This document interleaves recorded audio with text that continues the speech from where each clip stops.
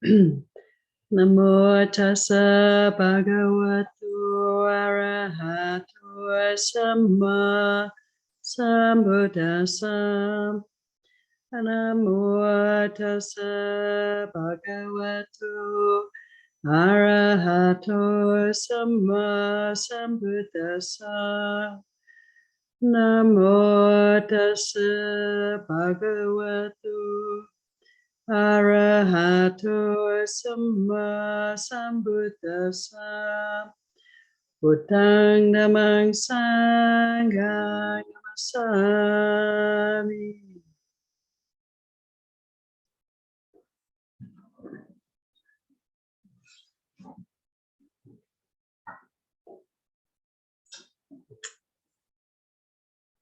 Welcome again, everyone.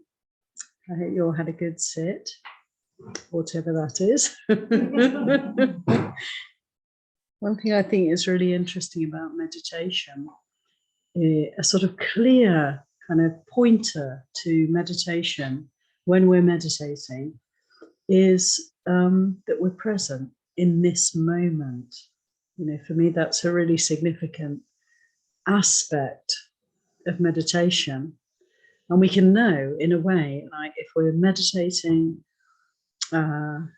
effectively or meditating in a way that's following the Buddha's teaching, that we are actually resting, that we're actually attending to, we're paying attention to the present moment. You know, it's a kind of simple way of looking at it, because whatever's happening for us in our meditation, whatever we're aware of it now. It's happening now. And when we have the sense of losing track, or sort of we're not practicing so well, we're not so mindful, it's when we're not in the present moment.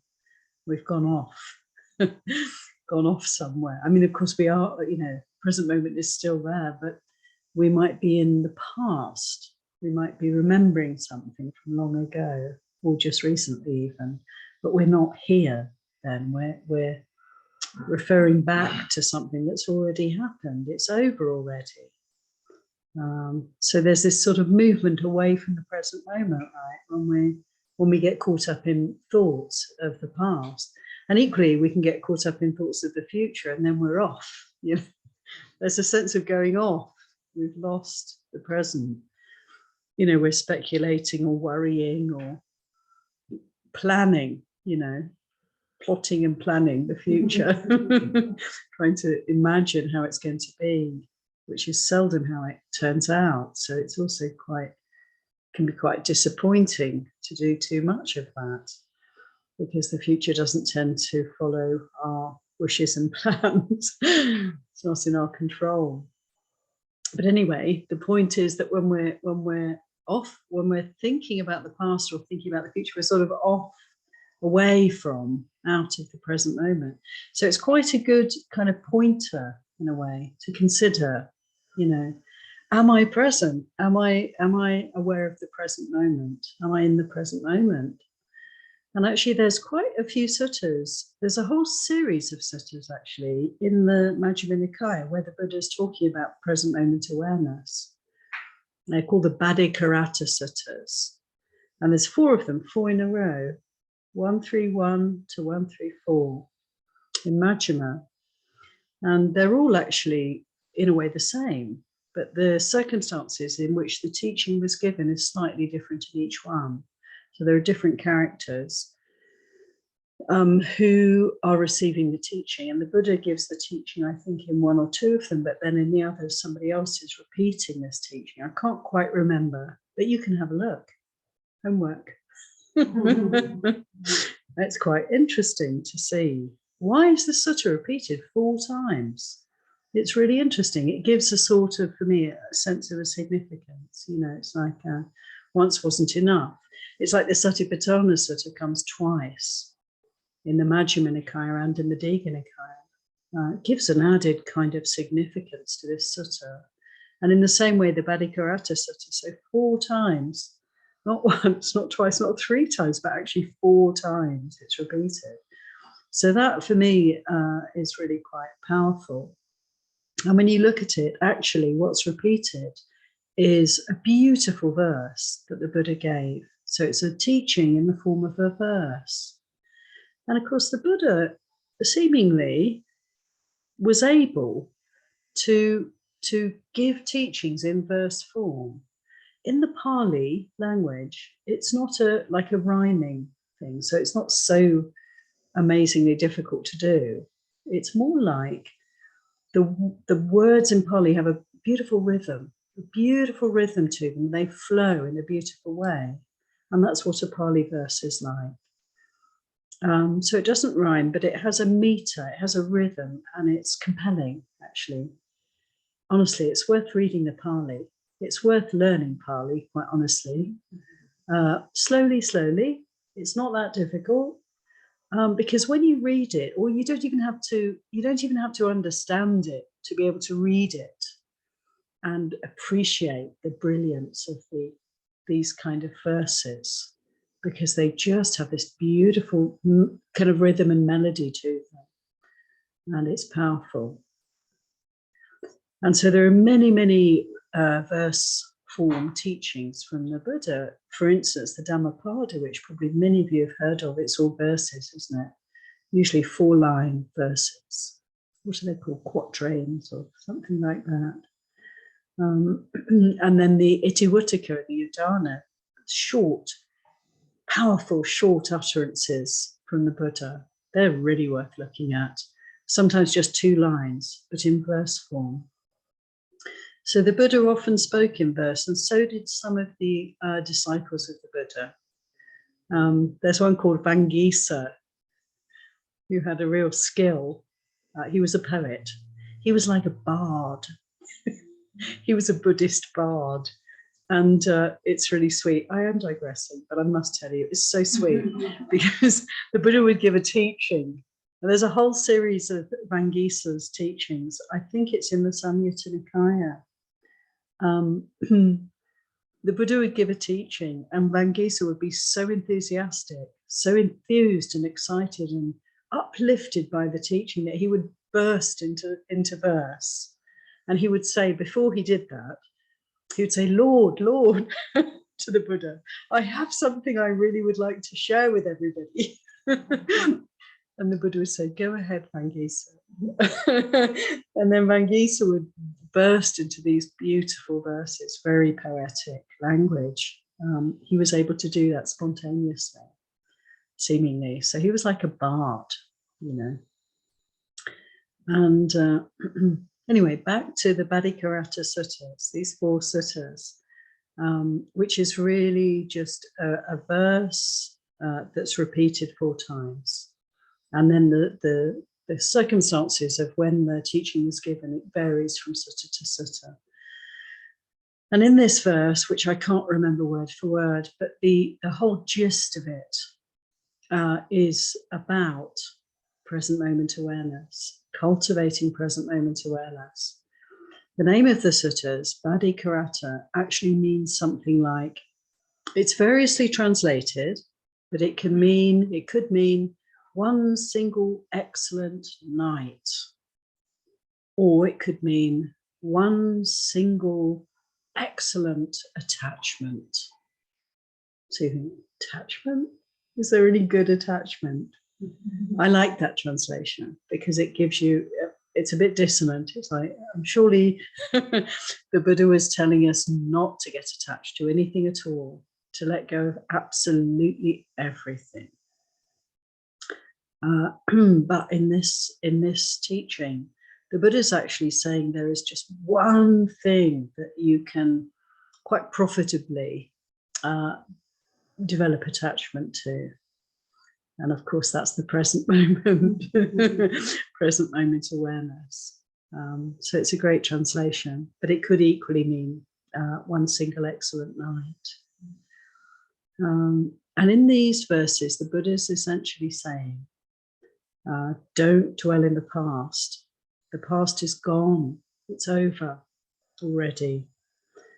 So if you dwell in the past, you're just suffering. And he said, don't run into the future, because the future is yet to come. And there's no way that we can tell what's coming next. And I'll say more about that later, because you're probably thinking, well, surely we have to plan sometimes. Surely we have to actually put our thoughts ahead and responsibly think about the future from time to time. But this is the teaching. Don't run into the future. The future is yet to come. And he said, what we should be doing, how we should be practicing, is to dwell in the present moment. He said, invincibly, unshakably. And then he went on to say, we never know when the hordes of Mara may come. Mara meaning death. So we never know when death may come. It could be at any time. Who knows?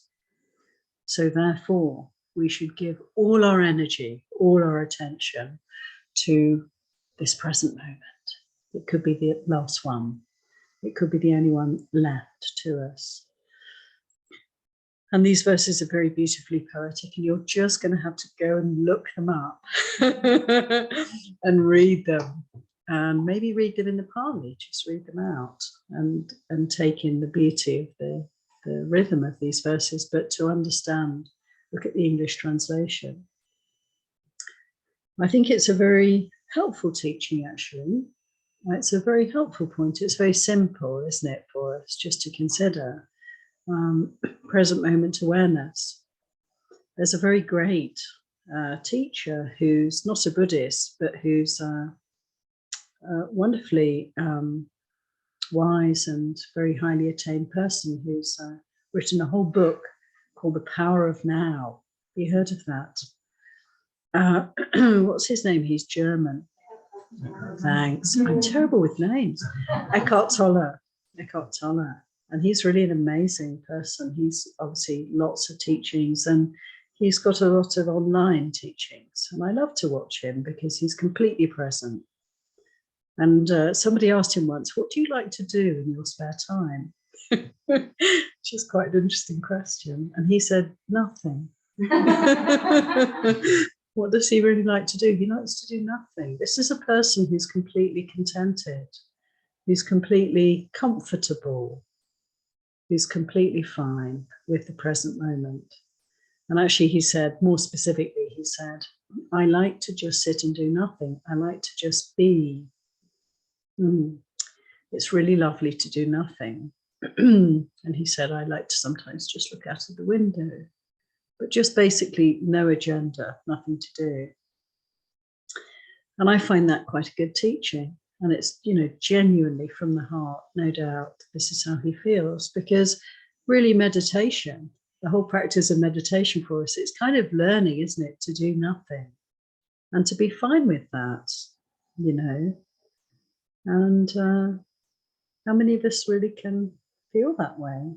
It's not always easy to meditate, because it can be a real challenge, can't it, just to sort of make the space for meditation, actually, because we like to do things, we like to be involved in things, and life is in many ways a great adventure for us. But it's a kind of, when we start practicing and we start to develop this willingness to renounce the world, to give up doing, and we're just here, we're just being, we start to get a taste for that, don't we? And it starts to become quite pleasant to be just sitting peacefully. And even it can become quite interesting, quite good to sit and feel what's going on even when it's not peaceful. Just to notice what's happening. Notice the sense of kind of restlessness, maybe. The sense of planning for the future. The way the mind is actually quite, it has quite a tendency, doesn't it, to move into the past or into the future, into speculation, into all sorts of ideation. And, it can be quite interesting for us to be able to begin, to see how this is going on all the time for us. And actually to recognize that there is that possibility of being present with to be present in the present moment, even as we're observing these kind of phenomena arising and passing. And there's a real taste of freedom in there, isn't there? Because we actually slowly but surely start to identify more with the part of the mind that is observing, that is present, that is right here, that is attending to whatever else is going on. And there's a process then of kind of disengaging, disentangling, isn't there? And it's peaceful, it's pleasant, it's very, very nourishing for us. And we recognize that there's a sense of freedom and a sense of letting go of the past, letting go of the future. And coming back to, the sorts of ways in which we can understand this in terms of our everyday life. In our everyday life, we do have to think ahead to a certain extent, don't we? We all do that. Get tickets and plan trips and suss out, look after, how to look after our old age and how to look after our families if anything happens to us, and so on and so on and so on. There's a lot of necessity really to project forwards into the future. And yet, does this have to be an obstacle for us? Does this have to take us away from this teaching of the Buddha, not to run into the future? I don't think it does. I think it's a matter of being present while we're planning for the future. And we can do that, can't we? So, it's like this question comes up again and again with people. How can I practice how can I not go into the future? Well, you don't have to not go into the future, but you just have to be present while you're thinking about the future. So we can be thinking about the future and planning, but still very present. And part of that for me is body awareness. It's a big part, actually.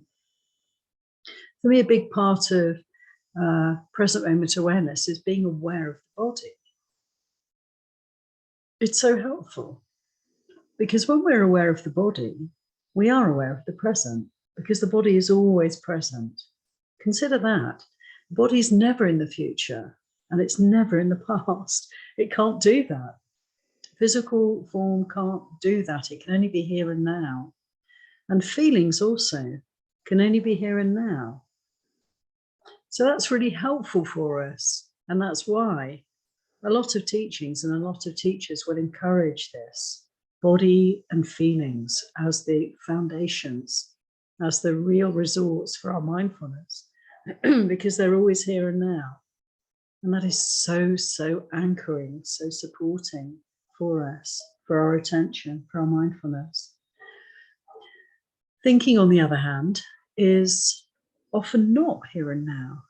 So we can just make that distinction. And it's kind of helpful just to notice how thinking will be that which takes us away, takes us out of the present moment. But if we're able to be aware of the body and feelings, then we can be doing all sorts of mental work and we can still be present. And the way it often works is that we may be thinking of something, doing work, thinking about the future, planning, to be able to come back to the body from time to time and just breathe deep. Come back to this moment. We can all do that. And it's really interesting how, for me, when we're able to be aware of the body, aware of the breath even, coming back again and again to the body and breath in our everyday life, our plans and thoughts about the future have a lighter feel to them. They're not so solid for us. They can't be. They can't be, because we're constantly being reminded of what's real. And we can make our plans, but we don't have to, be caught up in them. We don't have to be grasping them. And probably for many of you, you will relate to this. When we have a good practice, when we're coming again and again to the present moment and being with what is and letting go of anything else, then when the future doesn't turn out quite as we hoped or wished, or our plans fall apart in some way, something else comes along, completely coming in from somewhere unexpected, we're not so shaken by that. We're not so disturbed. We're not so disappointed. And this is really apparent, when we practice. We can start to really let go of the future, in short. And how helpful is that? Because the future's so not in our hands, and there'll always be surprises. Things never quite work out as we expect, do they? Or very rarely. And so we have a kind of resource that's right here for us, which is present moment awareness. It somehow helps us to really let go of past and really let go of future. Make peace with the fact that there's only this. There's only this. It's like going up the mountain today. We go up this mountain and we took a wrong path and we ended up going much further than we'd expected to. And it was a slog, but a wonderful slog. But it's interesting how, coming down, for instance, we knew how far we had to come down, considerable distance. But what was interesting to me was that there was a lot of present moment awareness of each step and all the different things that we were seeing on the way down. So much beauty, so many amazing small wildflowers and interesting plants and little creatures. And when the attention was on these momentary experiences on the way down, it was just so exquisite. There's just this. And the sense of what's happened and what's yet to happen. And the knees, are the knees going to kind of manage to last the course? These kind of thoughts just fade away. And it's just, look at that. Quite exquisite, quite amazing moments. And that for me is a real teaching. It's like, actually, if we can really be here, really be now, the power of now, allow the power of now to be present for us, then really life is quite extraordinary, isn't it? Because there really is just this moment. And if we can fully kind of open and receive and really, in a way, honor, this present moment, we can really live. We can really be alive. And whenever we're not doing that, we're not quite fully alive to the moment. We're not fully here. And so to be able to live in the present moment is really to make the most of this opportunity that we have. And the practice goes on when there's present moment awareness. There's the beautiful story, isn't there, of, is it a Zen monk who falls over a cliff? This story, and he's holding on. He just manages to grab a root, and he looks down, and there's just this sheer drop. And then a tiger. Is it a tiger? Some creature. A tiger's at the top of the cliff. Oh my goodness. And then a little rat starts gnawing at the root that he's holding on to, or the vine, or whatever. Oh dear. Desperate situation. If he tries to go up, he'll be eaten by a lion, or a tiger. If he holds on where he is, he's going to this rat's going to destroy the vine and he's going to fall. Or he could just let go and fall. Desperate. What does he do? He notices. Is it a strawberry or something, some beautiful flower or piece of fruit that's growing right there, and his full attention is on this item. Such delight. And that's a really interesting example of present moment awareness, how one can be in potentially worrying, anxious, anxiety-provoking situations. To be honest, that's the case, isn't it? To be honest, that's how it is for all of us. It really is, isn't it? If you think ahead, you look ahead, if we're aware of what's ahead of us, if we want to be aware of what's ahead of us, if we want to really open to that, then there may be a bit of a shake and a quake in the heart. There may be fear. We're all going to die. Are we all going to possibly get sick? We might all get old if we're lucky. This is the future. And, you know, so it's a bit like we're hanging on, but the rat is gnawing away at the vine, you know. At some point, it's going to break and we're going to fall. Death is on its way. Death is coming. And it's actually very good to be aware of that, to be conscious of that. Why? Because it helps us to come back to the present moment. Life is so short. Life is so precious. We don't have that much time. So we can really have a sense of samvega, kind of urgency, a sense of the preciousness, the imminence of this moment, you know, make the most of it. So it's really interesting, as it's quite a paradox.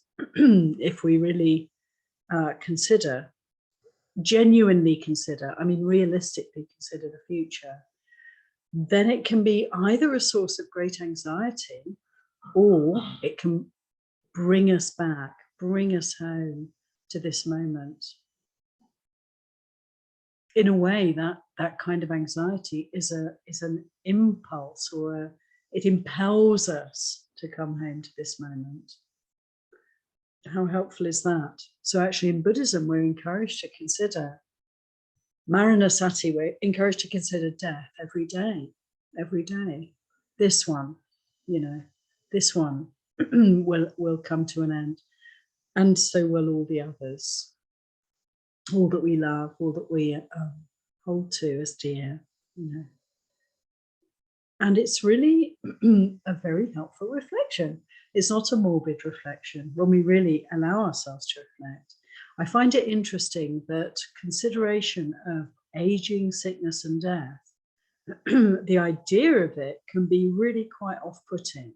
But when we actually seriously bring in these realities and allow them to kind of permeate our consciousness, contemplate them, then they're not morbid at all.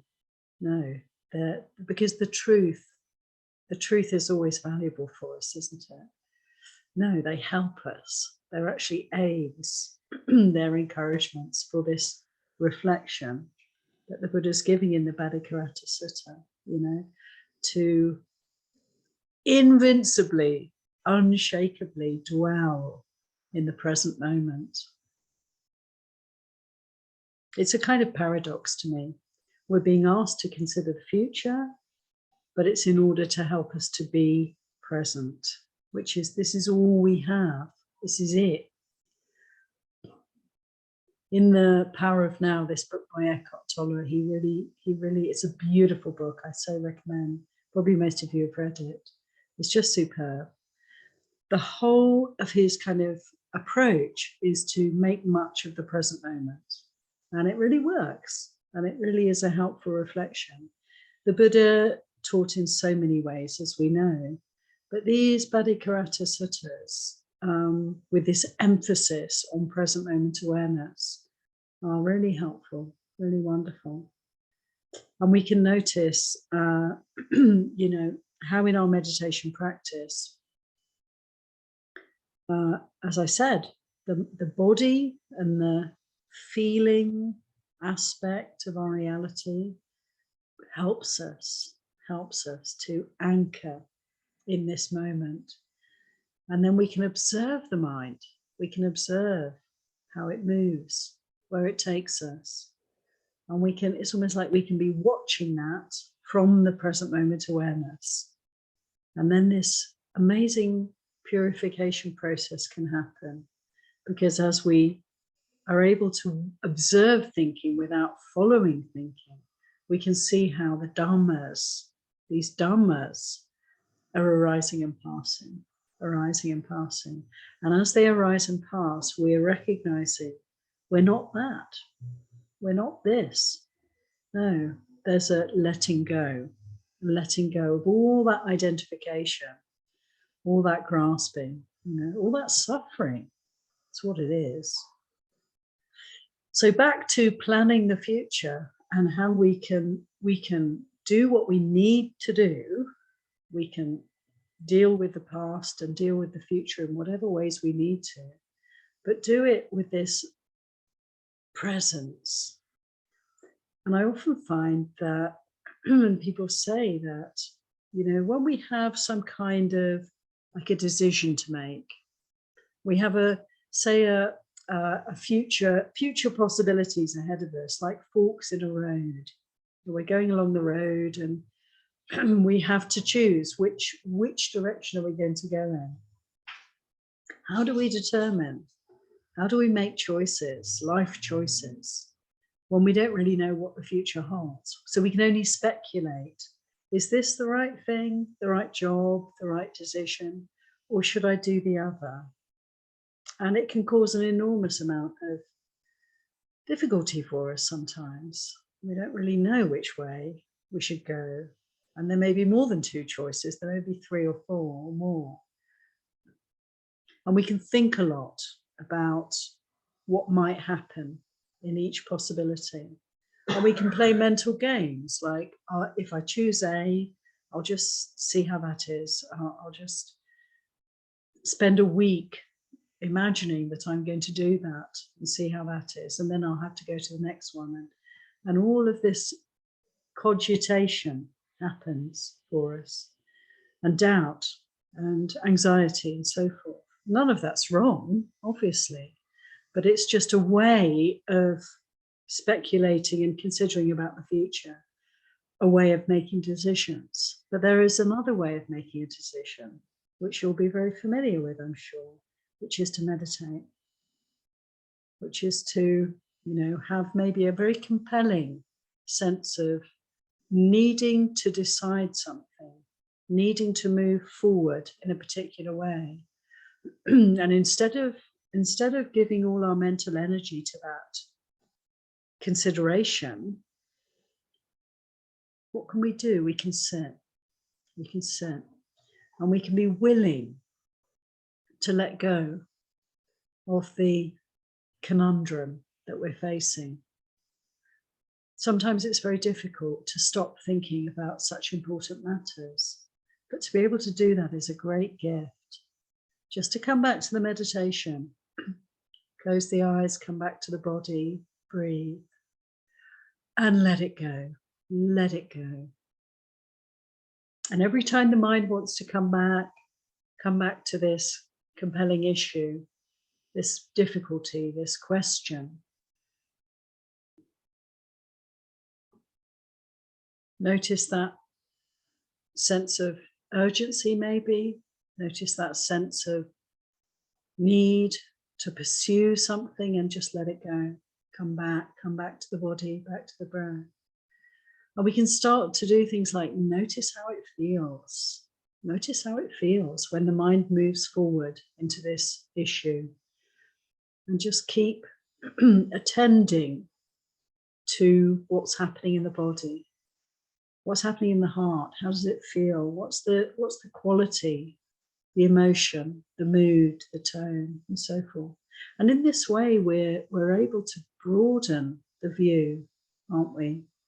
So that rather than just simply using the rational mind to make our decisions, we get to deepen and broaden and open the whole thing and really feel deeply, gut feelings.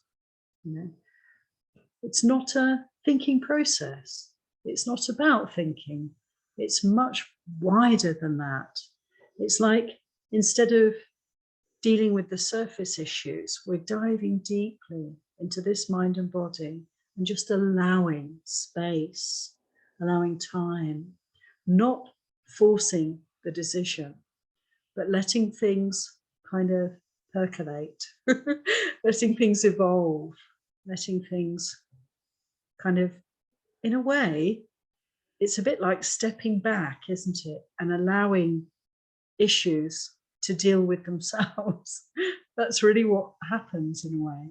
It's like, to really be able to let go of compelling issues, to be able to actually give space and time and patiently just be with how we feel moment to moment. It's very interesting how these decisions will often kind of make themselves, won't they? Things will sort of fall into place in some way, and it becomes quite obvious at some point that this is what's going to happen.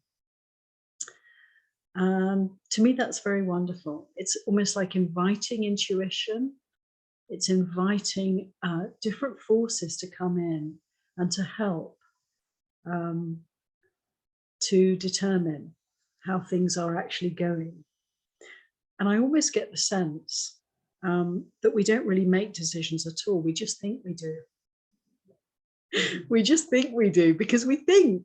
But oftentimes, when we can really practice with the mind and let go of thinking, be willing to release the mind from thinking, then we can notice that the flow of life, the movement of life, the movement of each moment, moment by moment, is a quite natural flow, and it has its own momentum and it has its own kind of life. And if we can actually just sort of allow that to happen and not get involved, not try and come in and tweak and fine-tune and control and imagine that we have a clue what's going on, actually, then things will tend to flow very smoothly and well, because it's like we're allowing nature to manifest, Dhamma, to manifest. So it's really interesting to me, this sense of agency, the sense of having any control at all over the future and the way that things are going. It can really start to disentangle when we practice, when we give more priority to practice and just allow this kind of relaxing into the moment to happen. Attending to the moment is the most important thing we can do. Nothing else really matters, honestly. But if we really attend to the moment and we're really present moment by moment, then we're allowing life to do what it needs to do. And it's really like recognizing the reality that, there's no driver of this car. This vehicle's moving of its own accord. It always was, it always will be. We can just start to recognize that.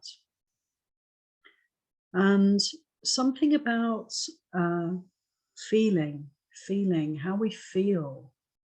If we can really tune into what's happening here in a holistic way through our practice, how is the body? What is being felt? What is happening here? If we really can tune into that, it's a tremendous guide for us. This intuition, this sense of gut instinct, or, these levels at which there's so much understanding, there's so much insight, there's so much awareness, on all these different levels, how much we can kind of let go of our, in a way, almost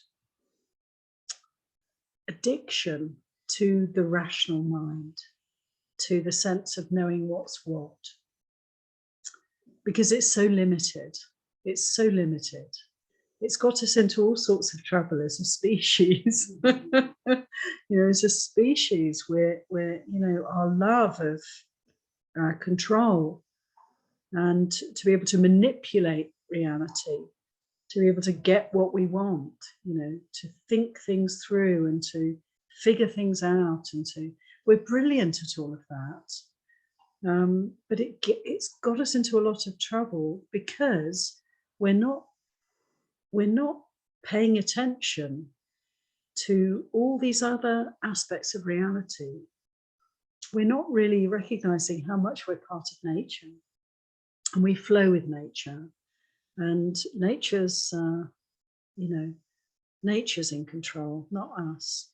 And so much harm and damage can be done when we're dissociated from all these different levels of reality, and we can associate with them. We can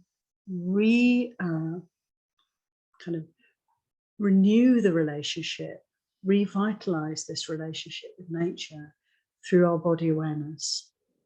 Our bodies are telling us, our bodies are part of nature. And so in this way, we can really help ourselves so much to understand how to live in a harmonious way, in a skillful way, in a complete way, in a happy way, in a way of letting go. When we can allow our attention to come out of this rational mind, to not give it so much importance, and to allow ourselves to dwell in nature, dwell in the body, dwell in feelings, be holistic in our approach to life, and see where that takes us. Trusting, we can really trust. When the Buddha became the Buddha, when he became enlightened, I love that the first thing he did was touch the earth. He touched the earth. And for me, that speaks volumes. It's hugely significant. I'll leave that with you. Anyone?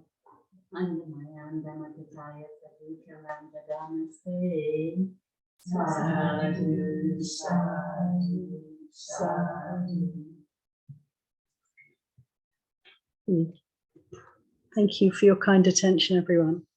We have a little bit of time. Thank you. If anyone has any reflections, comments, questions, you're very welcome to come in at this point. Oops, sorry. Okay.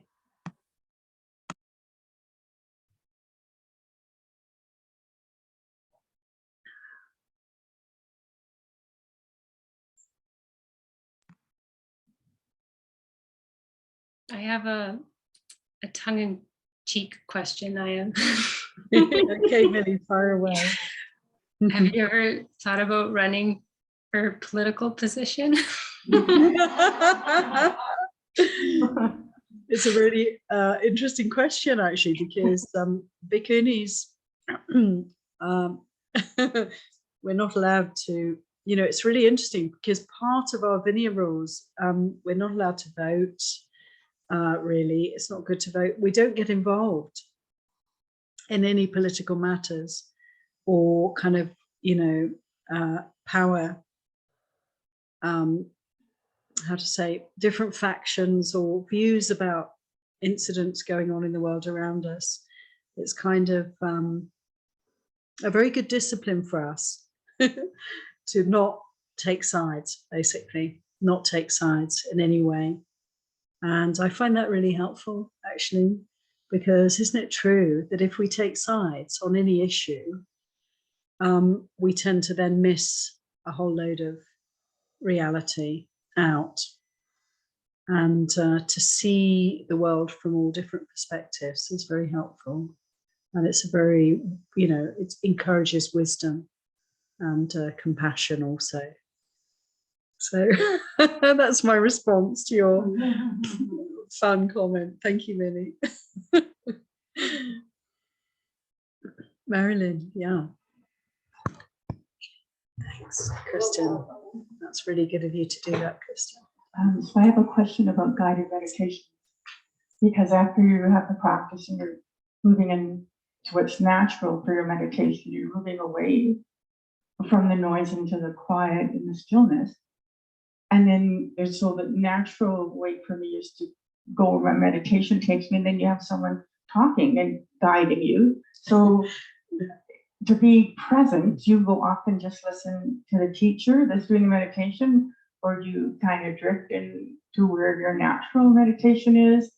Yeah, I don't know what to do with myself when I have a guided meditation, because my instinct is to say, I want to, you're telling me stuff I don't want to do. You tell me that after. Yeah, thank you for that. That's a really good point you make and question, and I think it's very interesting. Because what do we do? What do you all do when I'm talking? Sometimes I find myself giving some guidance and sometimes not. But when I do, I'm very interested. Actually, sometimes I'll say to people, if you want to hear this, that's great. But if you don't want to hear any guidance, just imagine you're just hearing something like a babbling brook in the background. Just let it be that. Just let it be noise. And get on with your practice, So I think it depends a lot on the person. And I can only speak from personal experience, which is that sometimes when there's a guided meditation, I'll just tune it out because I just want to sit quietly, peacefully, with an object of meditation that I'm familiar with, just do my practice. And at other times, I make it a practice to open up to whatever's being said and to really go with it. And that's also a really good practice because it's an opportunity to kind of let go of my meditation. And I noticed that, it's really interesting because we can get attached to our meditation as well. And so it can be an opportunity to really kind of be willing to even let go of that. It's quite interesting to see how we can hold on to our practice, our meditation practice. But I do recognize that sometimes it's just really natural just to fall into the practice and get on with it and not really listen to the guidance. And I think you can do either or anything else at all, actually, with guided meditation. Thank you, Megan. Thanks, Marilyn.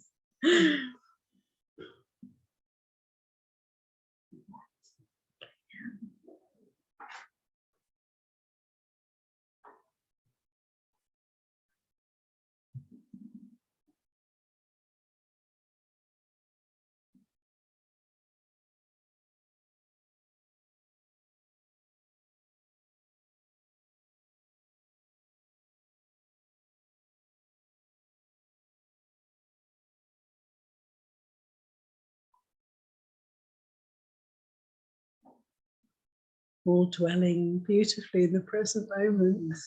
I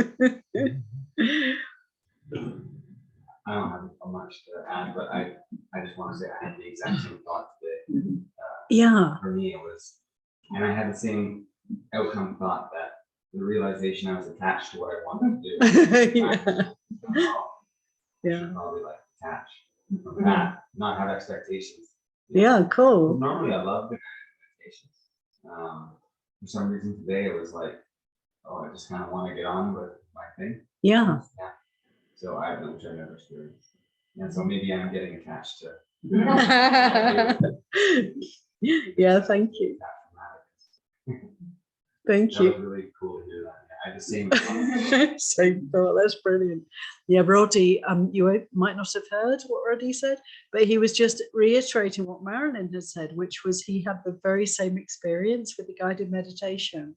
And then the thought, so I'm really attached to my practice. And just to see that is wonderful, and then do whatever we do with it. Actually, anything that comes in, we can reflect that not just a guided meditation, but anything at all that comes in, we can use as a way of understanding reality, can't we? Seeing. am I reacting? Is there some kind of reactivity to this? What's happening here? So anything and everything around us is all, everything's an opportunity for us to feel what we feel, think what we think, and be aware of that. Yeah. Thank you. I was just curious what that word is that you say at the end of your Dharma talks. It sounds like so one. Oh, okay. It's awam.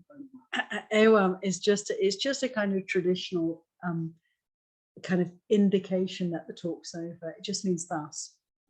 And when we give talks in monasteries with a lot of sangha, a lot of monks or nuns, then we have a kind of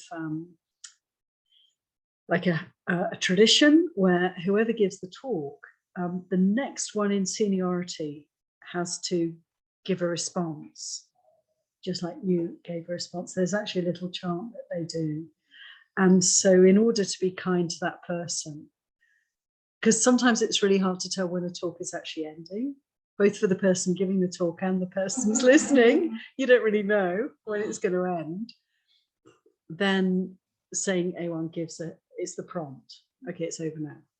Occasionally people will do that and then they'll have another thought.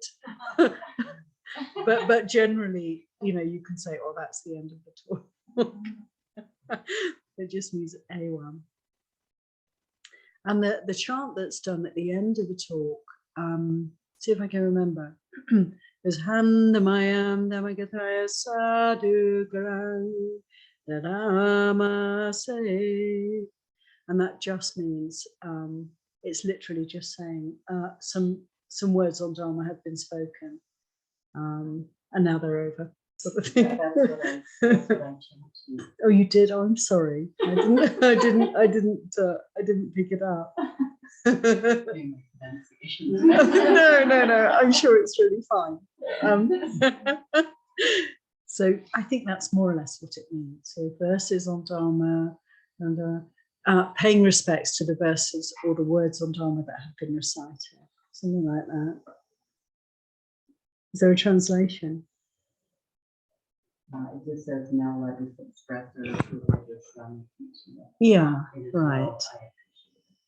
Yeah. Yeah. Sadhu, sadhu means well said. Sadhu, well said or well done. It means.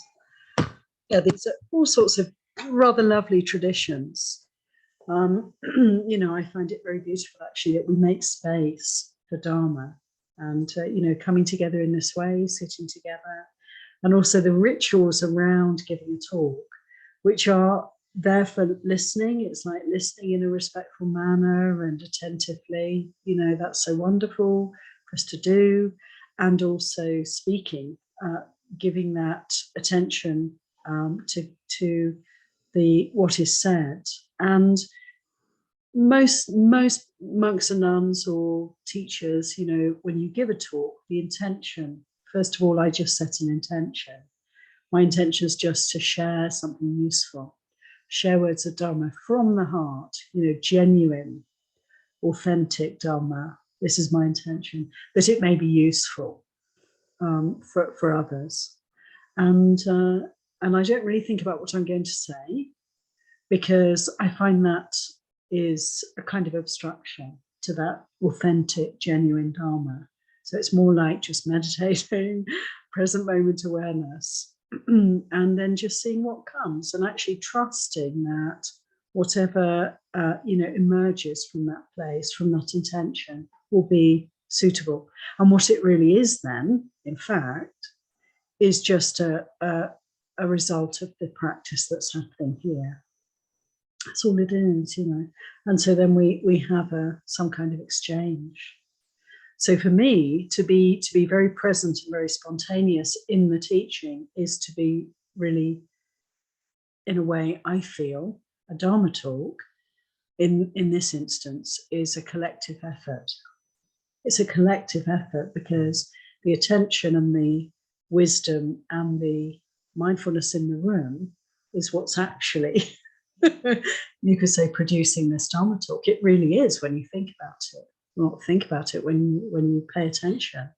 We can see that not only even in the room, actually also on Zoom, that we are a community right now. We're a Sangha, and there's a happening, and it's not personal. It's not one person doing something. It's a whole group that is enabling some Dharma this evening. So it's rather lovely, you know. Okay, Marilyn. Over to Marilyn. Wanted to acknowledge, because it's the first time in 3 years that I've been present in the sala, and the feeling and the energy and the love, and what a incredible experience to be back, you know. And I don't want to say how much things have changed, because now Sangamita comes to Dharma talks in her pajamas and her house. That's new, isn't it? That's new.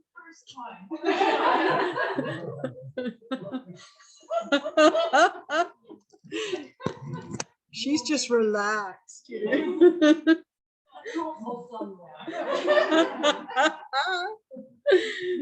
I've exhausted Sangamita today. So she had a hot bath when she finally got back from the expedition. Wonderful. I have a, oh, sorry. do we have time for another question? Yeah, sure. Nida, yeah. Yeah. Thanks for the talk. I just wanted to ask about like the sort of the view on non-attachment versus the distinction between apathy and then veering into narcissism, because I remember when I first was learning about non-attachment and just sort of learned about this concept, I felt myself veering into apathy almost. And then I thought, well, if this goes far enough, I could become a narcissist. Just because you're really trying to practice non-attachment. But yeah, I just wanted to sort of get your views on that distinction. Thank you very much. So the sense of apathy that you can experience when you're contemplating non-attachment, and that can veer into narcissism. Yeah, I mean, yeah, like, yeah, how do you not let it get that far, I guess? Thank you. I'm a slightly not understanding how non-attachment could veer into narcissism. So I'm a little bit confused. Can you say a bit more about that? Well, yeah, I'm not really, I don't really know how to explain it other than when I learned the concept, well, when I was just trying to learn the concept of, or heard the concept of non-attachment through the Buddhist teachings, I guess I don't fully understand yet what that means and how to practice it. But the quickest way for me to practice it initially was to just was to get into apathy, just to not care, and that was a good way to not attach to something. But then that takes away emotion, and then I thought, oh, okay, that could be dangerous because that could lead into narcissism. And you're not being able to recognize people's emotions, and so you're completely detached from sensing or just, yeah, like as you're trying to incorporate it into your own practice. That was the danger to me. So yeah, I just want to hear some thoughts or words on that, or not taking it that far. Okay, thank you. Yeah. Thank you so much for really sort of clarifying. We're actually out of time, but I'm going to try and answer as succinctly as I can. Thank you. Yeah, because it's a really important point that you're making, that, you know, if we have the idea of non-attachment, letting go, you know, we can if we intellectualize that, or if we don't fully understand what the Buddha's talking about, we can think that this might mean becoming indifferent, becoming indifferent or turning away from or dissociating from or just not caring about people, situations, even ourselves. And yeah, if we really are not caring about other people, we could maybe even become narcissistic. We're not empathizing, or we're not giving any concern, taking any concern for others. So I kind of wonder if that's what you're, concerned, that you might, it's a danger that you might fall into this kind of way of relating to the teacher. Yeah, you put that well, yeah. Thank you. I mean, I'm just trying to really understand where you're coming from, and I can appreciate that can be a danger. Yeah, it's something that we might call a kind of possibility of maybe spiritually bypassing. You know, you take an idea from the Buddha and you sort of jump to a conclusion that might not be so wholesome or so supportive, actually, and how to relate to the teaching in a way that's really valuable and helpful. So it's quite a difficult one to answer in a short way, but I want to give time to try and meet your query, if that's okay for everybody. I hope so. So my sense is that you know, the teachings of the Buddha on non-attachment, letting go, are not teachings to be kind of, we can't fully practice or understand these teachings intellectually. We just can't, and we can't really kind of get it all at once. And it's really helpful to know that. For instance, there's a number of teachings where the Buddha is explaining that, you know, the spiritual path is a gradual path. We just go step by step, and we don't want to try and sort of jump ahead, but rather learn the basics, and slowly but surely we'll begin to understand all the different Dharma teachings of the Buddha. Maybe not all at once, maybe it takes a very long time to really fully understand what the Buddha's teaching, and that's totally fine. So the important thing, I think, is to meditate, to learn about meditation, to get guidance from a teacher whenever needed, and ideally to have a teacher when we learn to meditate, and just to practice noticing what's present, like I've been talking about, in a way, noticing what we can be aware of when we sit. Make time to sit, close your eyes, get a good posture going, and just see what's happening. 10 minutes, 20 minutes, half an hour, every day if possible, a couple of times a day if possible, for longer if possible. So basically just to do meditation practice, to start to be aware of what's happening for us, paying attention to the body, paying attention to the breath, and learning about the Eightfold Path.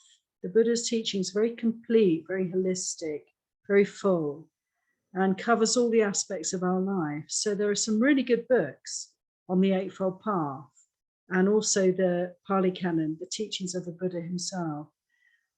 Learning how to live a good life, learning how to understand to some extent the teachings so we can put them into practice, and to meditate.